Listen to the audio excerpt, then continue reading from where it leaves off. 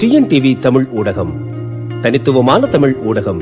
இந்த உடலியல் ரீதியாக அல்லது மனித இனத்தை பாகுபாடு வகைப்பாடு செய்வதில் ஒரு அறிஞராக இருந்திருக்கணும், ஒரு ஆராய்ச்சியாளராக இருந்திருக்கணும். எதுவுமே கிடையாது.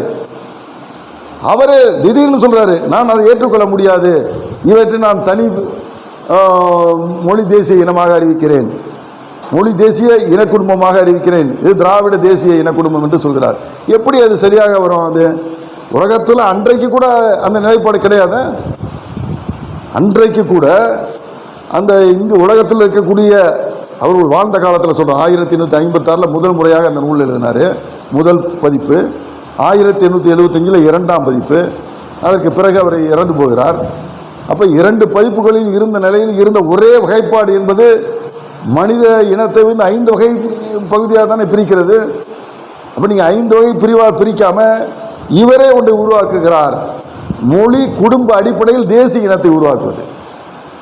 அப்படி மொழி குடும்ப அடிப்படையில் தேசிய இனத்தை உருவாக்கி திராவிட தேசிய இனம் ஒன்று இருப்பதாக அவர் அங்கே காட்டுகிறார். இது மடைமாற்றியது. இப்போ தமிழ் தேசிய இனத்தை மறைத்து திராவிட தேசிய இனத்தை மொழி தேசிய மொழி அடிப்படையில் உருவாக்குகிறார். இது சரியான பார்த்தீங்கன்னா கிடையவே கிடையாது. மொழி தேசிய அடிப்படை மொழி குடும்ப அடிப்படையில் எந்த தேசிய இனமாவது உலகத்தில் இன்றைக்கு வரைக்கும் ஏற்பட்டிருக்கிறதா என்றால் கிடையாது. இந்தோ யூரோப்பியன் மொழி குடும்பம் என்பது மிகப்பெரிய மொழி குடும்பம். ஜெர்மனி தனியாக தான் இருக்குது, ஜெர்மன் தனியாக தான் இருக்கிறான், பிரெஞ்சு தனியாக தான் இருக்கிறான், அந்த போலண்டுக்காரன் தனியாக தான் இருக்கிறான், எல்லாருமே தனித்தனியாக தான் இருக்கிறாங்க. இந்தோ யூரோப்பியன் குடும்பம். இன்னும் சொல்லப்போனால் நம்ம சமஸ்கிருத மொழி பேசக்கூடியவர்களும் அந்த இந்த யூரோப்பியன் மொழி குடும்பத்தில் தான் வராங்க. அவர்கள் ஒன்றாகவில்லையே. ஸ்பானிஷ் பேசக்கூடிய பல பேர் வந்து அதில் இருக்கணுமே, இல்லையே. அவங்களும் தாங்க தனி என்று தானே சொல்கிறார்கள். எந்த அடிப்படையில் வந்து ராபர்ட் கால்டுவெல் ஒரு தேசிய இனத்தையே மொழி தேசிய அடிப்படையில் மொழி குடும்ப அடிப்படையில் ஒரு தேசிய இனத்தை காட்டுகிறார் என்பதை அவர் விளக்கவும் இல்லை, அதை நிரூபிக்கவும் இல்லை. ஆனால் உறுதியாக ஒரு திராவிட தேசிய இனம் என்பதை உருவாக்கி இருக்கிறார். அந்த உருவாக்கியதை ஏற்றுக்கொண்டார்கள். அவங்க வசதிக்காக அவர்கள் ஏற்றுக்கொண்டு அதை வந்து அவங்க பரப்புகிறார்கள். அப்போ அது வந்து தமிழர்களை ஒரு மடைமாற்றிய ஒரு செயல். தமிழர்களுடைய அந்த நிதர்சனமான அந்த அடிப்படையிலே தமிழர்களுடைய தேசிய இனம் என்று ஒன்று இருக்கும் நிலையில் தமிழர்களை திட்டமிட்டே வேறு ஒரு பாதைக்கு அழைத்து சென்று தமிழர்களை வந்து அதில் வந்து அவர் காட்டி, நீங்கள்லாம் வந்து வேறு தேசிய இனத்தை சார்ந்தவர்கள், திராவிட தேசிய இனத்தை சார்ந்தவர்கள் என்று இன்றைக்கு கூறக்கூடிய வகையில், அதை நிலைநாட்டக்கூடிய வகையிலே, கருத்துக்கள் வரக்கூடிய வகையிலே அவர் ஏற்படுத்தியிருக்கிறார் என்றால் இந்த ராபர்ட் கால்டுவெல்லுடைய இந்த செயல்தான் என்பதை நாம் மறந்துவிடக்கூடாது. எந்த வகையில் வந்து அவர் கூறுகிறார், அவர் கூறியதில் ஏதாவது வந்து ஒரு பொருள் இருக்கிறதா என்று பார்த்தால் கிடையாது. அப்பொழுது வந்து சமஸ்கிருத அறிஞர்கள் சரி, வட இந்தியாவில் இருக்கக்கூடிய அறிஞர்களும் பார்ப்பனர்கள் பேசக்கூடியது, ஆரியர்கள் பேசக்கூடிய மொழியை வந்து அந்த அவர்களுடைய இனத்தை வந்து மொழி அடிப்படையில் 2 5 பிரிச்சிருந்தாங்க. 5 கௌரா 5 திராவித் அப்படின்னு பிரிச்சிருந்தாங்க. திராவிடாங்கிறது முதல்ல கிடையாது, நேரம் இல்லை, நம்ம சூழ்நிலைகளும் சரியானதுனால நான் வந்து விளக்கமாக போகலை. திராவிடா என்பதே கிடையாது. அவர் வந்து நேரடியாக திராவிடா என்ற சொல் இருந்ததுக்காக கூறுறார். சமஸ்கிருதத்தில் திராவிடா என்ற சொல் கிடையாது. திராவித்ரா, TRAVIRA, திராவிடான்னு தான் வரும். திரைவிரான்னு தான் சொல்லுவாங்க. அதை திரைவிரா தான் வந்து நேரடியாக திராவிடா என்று மாற்றிவிட்டார். அதற்கு பிறகு அப்போ 1856 அந்த காலகட்டத்தில் பார்த்தீங்கன்னா இந்தியாவில் எழுதியவர்கள், நூல் எழுதியவர்கள், ஆராய்ச்சி செய்தவர்கள், அறிஞர்கள் பார்த்தவங்க எல்லாருமே வந்து ஆங்கிலேய சார்புடையவர்கள் தான். மேலை நாட்டு சிந்தனையாளர்கள் மட்டும்தான் பெரிய அளவில் பண்ணாங்க. ஆங்கிலத்தில் எல்லாமே வந்தது. அதை அடியொற்றி தான் தமிழ்லையும் சொல்லி இந்தியாவுடைய பிற மொழிகள்லையும் வந்து மாற்றப்பட்டது. எனவே ராபர்ட் கால்டுவெல் இந்த நூலை எழுதி மிகப்பெரிய அளவு பரப்புரை செய்த பிறகு நீ யாரெல்லாம் வந்து இந்தியிலையோ சமஸ்கிருதத்திலேயோ திரைவிரா என்பது இருப்பதை நேரடியாக திராவிடா என்று மாற்றிவிட்டார்கள். இன்றைக்கு கூட நீங்கள் வந்து பெங்காலியில் இருக்கக்கூடிய ஜனகணமனவை எடுத்து பார்த்தீங்கன்னா, பெங்காலிக்காரங்கள்ட்ட கேட்டிங்கன்னா அவன் திராவிடான்னு சொல்ல மாட்டான், திரைவித்துன்னு தான் சொல்லுவான். திராவிடா கிடையாது, திரைவித். திராவித்துன்னா பெங்காலியில் இருக்கிறது. ஆனால் அதை மொழி மாற்றம் செய்யும் போது அந்த குறுகிய காலத்தில் ஒரு 75 ஆண்டுகளில் மிகப்பெரிய அளவில் அவர்கள் வந்து அதை வந்து திராவிடா என்று மொழி மாற்றம் பண்ண. ஆனால் சமஸ்கிருதத்திலெல்லாம் திராவித் தான் இருக்கிறது, இந்தியிலையும் திராவித் தான் இருக்கிறது. ஆனால் ஆங்கிலத்தில் மொழி மாற்றம் செய்யக்கூடியவர்கள் பெரிய அளவில் அவர்களாக இருக்கக்கூடிய காரணத்தினால இதையே பின்பற்றி திராவிடா என்று செய்துவிட்டார்கள். அப்படி அதையே அடியொற்றி அன்றைக்கு இருக்கக்கூடிய மக்கள் எல்லாம் செயல்படக்கூடிய காரணத்தினால அவர்களும் அதை திராவிடா என்று கூற ஆரம்பித்து விட்டார்கள். இன்றைக்கு கூட நீங்கள் வந்து இவர் குறிப்பிட்டிருக்கக்கூடிய பகுதி என்ன, முதல்ல 1856 ஒரு நூல் எழுதுகிறாரு. அந்த நூலில் திராவிடா என்று ஏன் சொல்கிறேன் என்று பெரிய விளக்கம்லாம் கிடையாது. 1856 அவர் எழுதிய அந்த நூலில் பார்த்தீங்கன்னா திராவிடாங்கிறது மனுவில் கூறப்பட்டிருக்கிறது என்று சொல்லுவார். அதற்கு பிறகு மகாபாரதத்தில் உள்ளது, இந்த 2 தான் சொல்லியிருக்காரு 1856 எழுதப்பட்ட நூலில். அதற்கு பிறகு மிகப்பெரிய எதிர்ப்பு வருகிறது. நீ எப்படி இந்த திராவிடான்னு நீ இப்படி சொல்லலாம், நீ அந்த அந்த 5 திராவிடர்கள் இதில் வரலையே, நீ கூறுவது தவறாச்சே, அது ஆரியர்களை தானே குறிக்கும் என்று ராயல் சொசைட்டி ஆஃப் பெங்காலில் 1871 ஒரு எதிர்ப்பு வருகிறது. அப்படி எதிர்ப்பு வந்த பிறகு 1875 மறுபதிப்பு பண்ணுறாரு. அதில் ஒரு விரிவாக எழுதுகிறார். இப்போ இந்த நூலையே வந்து விரிவாக எழுதுவார். அந்த நூலை விரிவாக எழுதும்போது பல்வேறு கருத்துக்களை அவர் அதில் பதிய வைக்கிறார். ஆனால் முதல் நூலில் பார்த்தீங்கன்னா 1856 பார்த்தீங்கன்னா மனுவில் கூறப்பட்டிருக்கக்கூடிய திரைவராவை தான் திராவிடா என்று சொல்கிறார். ஆனால் மனு வந்து கூறப்பட்டிருக்கக்கூடிய மனு என்ற அந்த நூலில் கூறப்பட்டிருக்கக்கூடிய அந்த திராவிடாங்கிறது அது ஒரு தேசிய இனத்தை குறிக்குதா, இல்லை தேசிய இனத்தை குறிக்கிறதா அல்லது இந்த தென்பகுதி மக்களை தான் குறிக்கிறதா என்ற கேட்ட கிடையாது. மனுவில் குறிப்பிட்டிருக்கக்கூடிய அந்த திராவிடா இல்லை திராவிடானே வச்சுக்குவோம், அது வந்து இந்தியாவில் இருக்கக்கூடிய தென்பகுதி மக்களை குறிப்பிடுகிறது என்று சொன்னால் கிடையாது. அப்போ இந்தியாவில் இருக்கக்கூடிய தென்பகுதி மக்களை குறிக்காத சொல்றாது. மனு எடுத்து பார்த்தா தெரியும். திராவிடா என்றால் 3 நிலப்பகுதிகள் சூழ்ந்திருக்கக்கூடிய பகுதி, அவ்வளோதான். அப்படி 3 நிலப்பகுதிகள் சூழ்ந்திருக்கக்கூடிய பகுதி என்று மனு குறிப்பிட்டிருக்கிறார் என்று சொன்னால் அது ஒரு இனத்தை தான் குறிச்சார். குறிப்பாக அதிகமாக பார்த்தீங்கன்னா இந்த வட இந்தியாவில் இருக்கக்கூடிய இனங்களை தான் அவர் குறிப்பிட்டார். மனுவில் குறிப்பிட்டிருக்கிறது. அது ஒரு மோசமான பொருளில் கிடையாது. அது அதற்கு பிறகு அவர் மகாபாரதத்தை சொல்கிறார். மகாபாரதத்தில் அந்த திராவிடாவும் இருக்குது, பாண்டியர்களை பற்றியும் இருக்குது. பாண்டிய நாட்டினுடைய அரசர்களை பற்றிய குறிப்புகள் மகாபாரதத்தில் இருக்கிறது. கேரளாவை பற்றி இருக்கிறது, ஆந்திரா பற்றி இருக்குது. அப்போ எப்படி திராவிடங்கிறது தென்பகுதியை மட்டும் குறிக்கும்? ஆனால் அவர் போகிற போக்கில் சொல்லிட்டு போகிறாரு, ஒரே ஒரு பக்கத்தில் முடிச்சிடுறாரு. 1856 நூலில் திராவிடம் என்பது மனுவில் இருக்கிறது, மகாபாரதத்தில் சொல்லப்பட்டிருக்கிறது என்று சொல்கிறார். அடுத்ததாக இந்த 5 கௌரா 5 திராவிடா, 5 கௌரா என்பது 5 ஆரியர்களை வகைப்பாடு செய்ததில்லை மொழி அடிப்படையில். அது பெங்காலி, மற்ற மொழிகள்லாம் அழிந்து போய்விட்டன, அதை சொல்கிறாரு. அடுத்ததாக 5 திராவிடா என்று வரும்போது அதில் எது வருகிறது என்றால் 5ல் குஜராத் வருகிறது, கன்னடம் வருகிறது,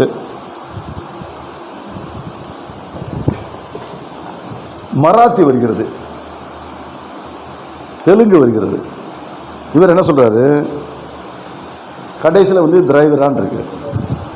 அப்படி என்றால் இங்கே இந்த குஜராத்துங்கிறது குஜராத்தி அது இதில் இருக்குது, குஜராத் பகுதியில் இருக்குது, மராத்தா இருக்குது. அப்போ அதை எப்படி திராவிடாங்கிறப்ப கொண்டாந்து நீங்கள் சேர்க்க முடியும்? அதனால் இவரே என்ன செய்கிறார், அந்த நூலில் நான் குஜராத்ங்கிறது குஜராத்தியும் அதே மாதிரி மராத்தியும் நான் கௌரா லாங்குவேஜ் பகுதியை கொண்டு போயிடுறேன், திராவிடா என்பது தென்பகுதியை தான் குறிக்கும்ங்கிறார். அந்த திராவிடா அவர் என்ன சொல்கிறார், அடுத்தது அதே நூலில் சொல்கிறாரு, இந்த திராவிடா என்பது தென்னாட்டில் இருக்கக்கூடிய பார்ப்பனர்களை வடநாட்டு பார்ப்பனர்கள் குறிப்பதற்கு பயன்படுத்தப்பட்டது அப்படின்னு அவரே சொல்கிறார். இன்னொரு குறிப்பை சொல்கிறார், அது ரொம்ப முக்கியமானது. திராவிடா என்ற சொல் ஆரியர்களால் அவர்கள் ஒரு இழிமைப்படுத்தப்பட்டு அவர்கள் முறை மாறி போனவர்கள் தான் திராவிடர்கள் சொல்றார். அப்படி அத்தகைய தன்மை படைத்தவர்கள் திராவிடர்கள் என்று ஆக்கப்பட்டவர்கள் என்று சொல்கிறார். அது ஒரு மோசமான திராவிடர்கள் என்று சொன்னாலே ஒரு மோசமான ஒரு சொல்லாடலை அவர் அந்த நூலில் அவர் பயன்படுத்தியிருக்கிறார். அது வந்து எந்த மாற்று கருத்தும் கிடையாது. இது ஆங்கிலத்தில் இருக்கிறது.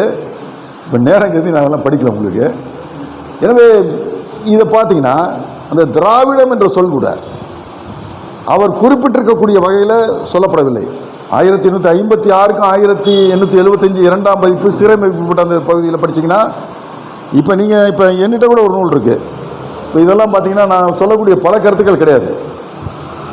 இந்த திராவிட மொழிகளின் ஒப்பிலக்கணம் என்ற நூலில் இருக்கக்கூடிய இந்த நூலில் ராபர்ட் கால்வெல் 1856 அல்லது 1875 எழுதப்பட்ட நூலில் இருக்கக்கூடிய பல கருத்துக்கள் இதில் கிடையாது. இன்னும் சொல்லப்போனால் 1875 இருந்த கருத்துக்கள் 1856 கால்டுவெல் எழுதின கருத்துக்கள் 1875 கால்டுவெல் எழுதின கருத்துக்கள்லேருந்து மாறுபடுகிறது. குறிப்பாக 2 இடத்துல. ஒன்று வந்து தமிழர்களை எந்த நூலறிவு அற்ற மூடர்கள்னு சொன்னார். அதை வந்து என்ன பண்ணுறாரு அவர் 1875 நூலில் வந்து மாற்றம் செய்கிறார். தமிழர்கள் இந்த சுவடிகளை வைத்து அதையே நூலாக பார்த்தார்கள் அப்படின்னு மாற்றுறார். அப்புறம் தமிழர்கள் இந்த தெய்வத்தை பற்றி சொல்லியிருக்கேன், சாத்தானை வணங்கக்கூடியவர்கள், அதையும் மாற்றி விட்டார். 1875 மாற்றிவிட்டு திராவிடத்திற்கான விரிவான விளக்க பார்வையை சொல்கிறார். அதே மாதிரி 1935 சென்னை பல்கலைக்கழகம் ஒரு நூல் இதே வெளியிட்டாங்க ஆங்கிலத்திலேயே. அதுலேயும் பார்த்தீங்கன்னா தமிழர்களை கொச்சைப்படுத்தக்கூடிய, தமிழர்களுடைய நாகரிகத்தை கொச்சைப்படுத்தக்கூடிய அந்த பகுதியில் நீக்கிட்டாங்க. இப்போ நீங்கள் படிக்கவும் முடியாது. அதை இப்போ ராபர்ட் கால்வெனுடைய பகுதியை பார்த்தீங்கன்னா ரொம்ப சிறப்பாக இருக்கும். இருந்தாலும் கூட அதில் நீக்க முடியாத பகுதிகள்லாம் இருக்குது. அது தவிர்க்க முடியாத பகுதியெல்லாம் சொன்னேன் பாருங்கள். ஆரியர்கள் வந்த பிறகு தான் தமிழர்கள் நாகரிகமாக இருந்தார்கள். அதெல்லாம் சில இடத்துல தவிர்க்க முடியாமல் இருக்கிறதுனால அதெல்லாம் சேர்த்துருக்காங்க. இதுலேயும் கூட சேர்த்துருக்காங்க. ஆனால் பல பகுதிகளில் இவர்கள் விடுபட்டு விட்டார்கள். குறிப்பாக சொல்ல போனீங்கன்னா தமிழ்நாட்டில் இருக்கக்கூடிய தமிழ் இனத்தினுடைய ஆதிக்குடிகளாக இருக்கக்கூடிய இப்போ இந்த பறைகள் பல்லர்கள் இவர்கள்லாம் தமிழர்களான்னு ஒரு கேள்வியை கேட்குறாரு. இவர்கள் தமிழர்களாக இருப்பதற்கான வாய்ப்புகள் இல்லைங்கிறார் அவர். கடைசியில் தமிழர்கள்னு சொல்கிறாரு. அது வேறு செய்தி. இப்படி இது இந்த பகுதியில் இப்போ நீக்கப்பட்டு விட்டது. அதுமாதிரி தமிழர்களுடைய நாடார்கள் பற்றிய ஒரு பகுதி இருந்துச்சு. அது இப்போ கிடையவே கிடையாது. எந்த நூலையும் கிடையாது. அது இப்போ இந்த தமிழர்களை பொறுத்தவரை இவர் பார்த்த பார்வை என்பது இந்த தமிழ் தேசிய இனத்தை வந்து மொத்தமாக வந்து மடைமாற்றுறார். இப்போ ஒன்று நான் இப்போ முன்பு குறிப்பிட்டது போல் அந்த தேசிய இன பார்வையை பார்க்கும்போது ஒன்று அப்பொழுது இருந்த அந்த உடலியல் அமைப்புகளை வைத்து அவர்கள் செய்திருக்க வேண்டும், பார்த்துருக்க வேண்டும். அது பார்த்துருக்காரான்னு கிடையாது. 1905 வந்து டங்ஸ்டன் ஒரு நூல் எழுதினார். நூல் குடிகளும் குளங்களும், தென்னிந்தியாவின் குடிகளும் குளங்களும் சொல்லிட்டு caste and tribes of south இந்தியான்னு ஒரு பெரிய ஆராய்ச்சி செஞ்சு எழுதின நூல். அந்த நூலில் வந்து அவர் எழுதும்போது அவர் முன்னுரை எழுதுகிறார். அவர் தென்னிந்தியாவினுடைய தென்பகுதியில் இருக்கக்கூடிய மக்கள், தென்னிந்தியாவுடைய தென்பகுதியில் இருக்கக்கூடிய மக்கள் யார்? தென்னிந்தியாவுடைய தென்பகுதியில் இருக்கக்கூடிய மக்கள் தமிழர்களும் மலையாளிகளும். இவர்கள் தென்னிந்தியாவினுடைய வடபகுதியில் இருக்கக்கூடிய, தென்னிந்தியாவுடைய வடபகுதி தெலுங்கர்களும் கன்னடர்களும், இவர்களிலிருந்து முற்றிலும் மாறுபட்டவர்கள். அவரும் ஒரு இந்த உடலியல் ரீதியாக ஒரு ஆராய்ச்சியை பண்ணார். ஒரு தமிழ்நாட்டில் இருக்கக்கூடிய எல்லா மக்களினுடைய குறிப்பாக ஜாதிகளுடைய அடிப்படையில் தான் அவர் அந்த ஆராய்ச்சியை பண்ணார். ஒரு முகவெட்டு தோற்றம், குறுக்கு வெட்டு தோற்றம், நிறம், உயரம், இவை அடிப்படையில் ஒரு ஆராய்ச்சியை பண்ணார். அந்த அடிப்படையில் அவர் செய்த ஆராய்ச்சியில் அவர் சொல்கிறார், தமிழர்களும் மலையாளிகளும் ஒன்றாக இருக்கிறார்கள். இந்த தமிழர்கள் மலையாளிகளிலிருந்து முற்றிலும் வேறுபட்டவர்களாக தெலுங்கர்களும் கன்னடர்களும் இருக்கிறார்கள் என்று குறிப்பிட்டிருக்கிறார். நீங்கள் வரலாற்று ரீதியாக பார்த்தீங்கன்னாலும் கூட சேரர்களுடைய பகுதி கேரளா, தமிழர்களுடைய பகுதி தான் அது. எனவே வரலாற்று ரீதியாக அங்கே தமிழர்கள் இருந்தார்கள் என்பதற்கான அடையாளங்கள் இருக்கிறது. தமிழர்கள் ஆட்சி செய்தது தமிழர்களுடைய பூமியை என்பது அடையாளம் இருக்கிறது. எனவே வரலாற்று ரீதியாக பார்த்தாலும் அது சரியாக வருகிறது. எனவே கால்டுவெல் பிறகு 1905 தான் இந்த ஆராய்ச்சி நடைபெற்று வெளியிடப்பட்டது. அதற்கு முன்பாக இப்போ கால்டுவெல் வந்து எந்த அடிப்படையை வைத்துக் கொண்டிருக்கிறார்? மொழி குடும்ப அடிப்படையில் ஒரு தேசிய இனத்தை உருவாக்க நினைத்தது என்பது முற்றிலும் ஒரு தவறான பார்வை, ஏற்றுக்கொள்ள முடியாத பார்வை. எனவே தமிழர்களை இது மிகப்பெரிய செம்மொழி, இது உயரிய நாகரிகமான மொழி, இது ஒரு மேம்பட்ட ஒரு குடி என்பது அவர் சொல்ல வேண்டிய அவசியம் கிடையாது. தமிழர்களும் ஆரியர்களும் வேறுபட்டவர்கள் என்பது அவர் சொல்ல வேண்டியதில்லை. ஆரியம் கண்டாய் தமிழன் கண்டாய் என்று இருக்கிறது, எப்பொழுதும் இருக்கிறது. எனவே தமிழர்கள் பிறப்புக்கும் எல்லா உயிருக்கும் என்று சொன்னவர்கள் தமிழர்கள். ஆனால் அவர் என்ன சொல்றாரு? கிடையவே கிடையாது, தமிழர்களிடத்தில் வேறுபாடுகள் இருந்தது என்று சொல்கிறார். அதனால் அவர் தமிழ் ஜாதிகளை அவர் பிரித்து பார்க்கிறார். நான் சொன்னது மாதிரி அந்த தமிழ் ஆதிக்குடிகள் பறைகளும் பலர்களும் வேறு தேசிய இனத்தை சார்ந்தவர்களா அல்லது தமிழ் தேசிய இனத்தை சார்ந்தவர்களா என்ற ஒரு பார்வை, திராவிடத்தை சார்ந்தவர்களா என்று பார்க்கும்போது அவர் சொல்றார், இது இருக்க முடியாது என்று சொல்கிறார். அதுக்கு சொல்லக்கூடிய காரணங்கள் தமிழர்கள்லேயே தமிழ் ஜாதிகளில் மேலே இருக்கக்கூடிய ஜாதிகள் மட்டும்தான் தமிழ் ஜாதிகள்னு சொன்னாங்க. அவங்க தான் தமிழ் தேசிய இனத்தை சார்ந்தவர்கள்னு சொன்னார்கள். அடியில் இருக்கக்கூடிய தாழ்த்தப்பட்ட ஒடுக்கப்பட்ட மக்கள் அவர்கள் ஏற்றுக்கொள்வது கிடையாது. இவற்றையெல்லாம் வைத்து பார்க்க அப்படி தமிழ் ஜாதிகளில் அந்த நிலைப்பாடு இருந்தது. ஒரு இயற்கையாக அந்த சூழ்நிலைகளில் நாயக்கருடைய ஆட்சிகளுக்கு பிறகு அது ஏற்பட்ட ஒரு நிலைப்பாடு என்று இருந்தாலும் கூட தமிழர்கள் 2000 ஆண்டு காலமாக அத்தகைய நிலைப்பாடை வைத்திருந்தார்களா என்று பார்த்தால் உறுதியாக கிடையாது. எனவே அந்த வகையில் ராபர்ட் கால்டுவெல் நம்மை தூக்கி நிறுத்தினார், தமிழை தூக்கி நிறுத்தினார் என்று சொல்வதை விட, நம்ம ஏற்றுக்கொள்வதை விட, தமிழர்களை அதிகமாக கொச்சைப்படுத்தியது, கேவலப்படுத்தியது, மடைமாற்றியது, தமிழர்களுடைய தேசிய அந்த இனத்தை வேறு தேசிய இனமாக காட்டியது, தமிழர்களுடைய அந்த பூர்வீக இடத்தை அதை கிடையாது, நீங்களும் இந்தியாவுக்கு வந்தேறிகள் தான் என்று கூறியது. அதே போல தமிழர்கள் உச்சி முகுந்து மதித்து என்றைக்கும் தூக்கி நிறுத்தக்கூடிய தமிழ் மொழியை தொன்மையற்ற மொழி, ஒரு புலமையற்ற மொழி, நாகரிகமற்ற மொழி, அறிவற்ற மொழி என்று கூறியது. இப்படி தமிழர்களை திசை மாற்றிய செயல்தான் ராபர்ட் கால்டுவெல் செய்ததில் அதிகமானது என்ற காரணத்தினாலே ராபர்ட் கால்டுவெல்லை நாம் புறக்கணிக்க வேண்டிய ஒரு நிலைப்பாடை எடுக்க வேண்டும். அது ஒரு தெளிவான பார்வையை, ஒரு மேம்பட்ட பார்வையை, இன்னும் விரிவான ஒரு அரசலை அவர் எழுதிய அதே சொற்களோடு நாம் வைத்து மேலும் பல நிகழ்ச்சிகள் நடத்தும் போது இது பற்றி ஒரு தெளிவான ஒரு சிந்தனை ஏற்படும்.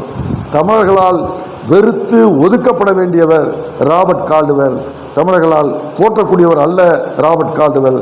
எனவே இந்த வாய்ப்பு தந்ததற்கு என் நன்றி தெரிவித்து விடைபெறுகிறேன். நன்றி. டிஎன்டிவி தமிழ் ஊடகம், தனித்துவமான தமிழ் ஊடகம்.